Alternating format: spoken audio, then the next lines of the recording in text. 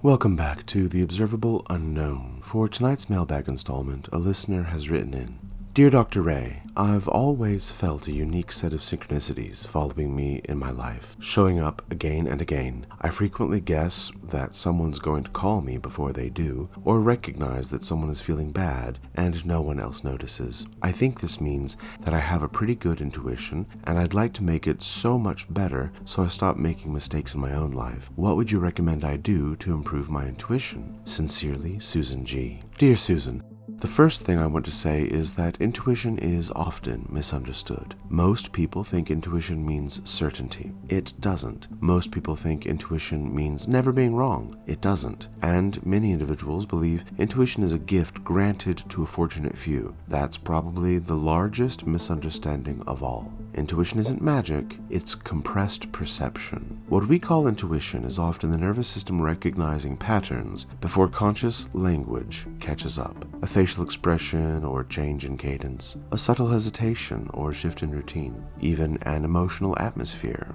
a familiar sequence of events. The conscious mind may not yet know what it knows. The body often does. This is why people sometimes know the phone is about to ring, or sense tension before an argument begins, or recognize sadness before anyone says a word. The mind is processing far more information than awareness can comfortably narrate. The problem is that intuition and projection often wear remarkably similar clothing. That's important because many people spend years believing they're listening to intuition when they're actually listening to fear or hope or loneliness or desire. The frightened mind says this feels true. An intuitive mind says something deserves attention. Those two statements are very different. You asked how to improve intuition. I would begin by changing the goal. Don't attempt to become more psychic. Attempt to become more perceptive. The distinction is enormous. The first practice is observation without immediate interpretation.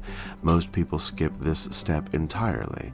They notice something, then instantly explain it. A person seems distant. He must be angry. A friend doesn't call. Something must be wrong. A partner appears distracted. They're losing interest. Notice what happened. Observation became narrative, and narrative often contaminates perception. Train yourself to separate what you observed from what you concluded. Write it down if necessary. For instance, observation. Her voice sounded quieter than usual. Interpretation. She's upset. Only one of those is known. The other is a hypothesis. The second practice is prediction. This sounds strange at first, but prediction trains perception. Whenever you have an intuitive impression, write it down before events unfold. Not afterward, but before. Then revisit it later. Were you correct? Were you partially correct? Were you entirely wrong? You'll quickly discover something fascinating. Some intuitive impressions prove very reliable. Others repeatedly emerge from anxiety, wishful thinking, or expectation. The notebook becomes a mirror. The third practice is nervous system regulation.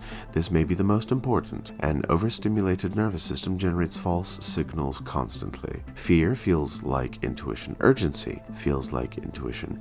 Catastrophic thinking feels like intuition. Emotional attachment may feel like intuition too. Under enough stress, everything begins masquerading as insight. The clearest intuition usually arrives quietly, without panic, emotional flooding, or desperation. It doesn't demand, it notices. In fact, this question sits so close to the center of my own work that I spent the better part of our last decade building an entire framework around it.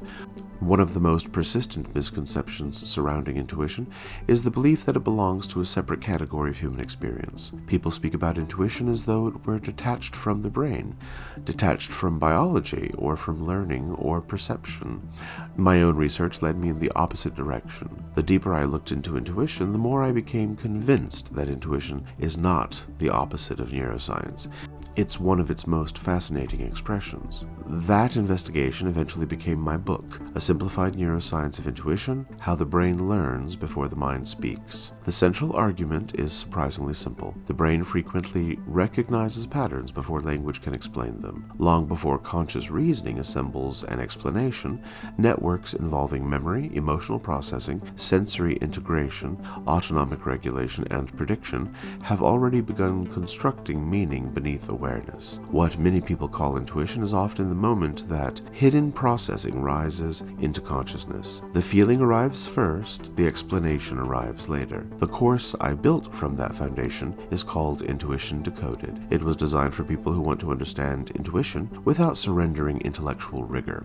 Inside the course, we examine the limbic system, autonomic signaling, predictive processing, interoception, Broca's area, Wernicke's area, memory formation, emotional forecasting, pattern recognition, and the neuroscience of insight. We also explore the 8 traditional intuitive modalities through a modern neurobiological lens: clairvoyance, clairaudience, clairsentience, claircognizance, clairempathy, clairtangency, clairsalience, and clairgustance. Most importantly, we spend considerable time exploring how intuition fails, because improving intuition is not merely learning to trust inner signals, it's learning to distinguish genuine perception from projection, signal from noise, pattern recognition from wishful thinking, insight from anxiety. The goal isn't becoming mystical, it's becoming accurate. Many students arrive hoping to become more intuitive. Most leave realizing that intuition grows strongest when perception becomes cleaner, attention becomes steadier, and the nervous system becomes less reactive. In other words, intuition improves when interference decreases. If today's question resonates with you, and if you've ever wondered why certain people consistently seem to notice what others miss, I invite you to explore Intuition Decoded and its companion text, A Simplified Neuroscience of Intuition.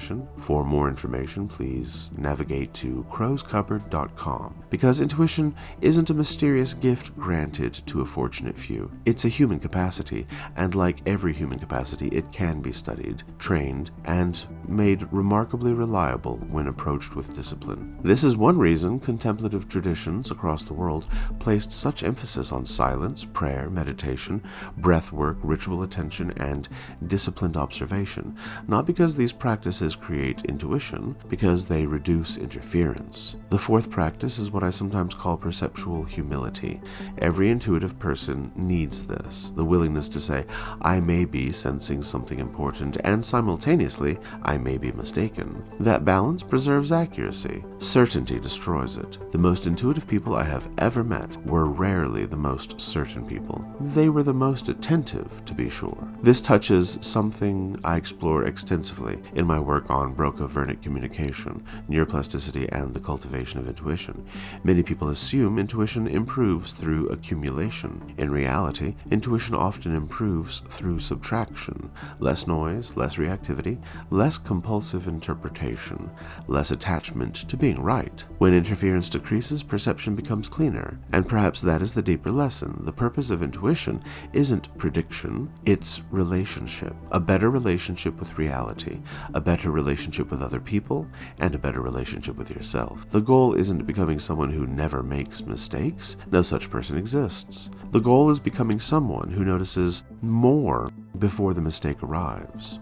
If this mailbag sharpens something in your perception, make that known. Leave a rating or a review, not for recognition, but for signal, so attention reaches places where certainty has been speaking too loudly for too long.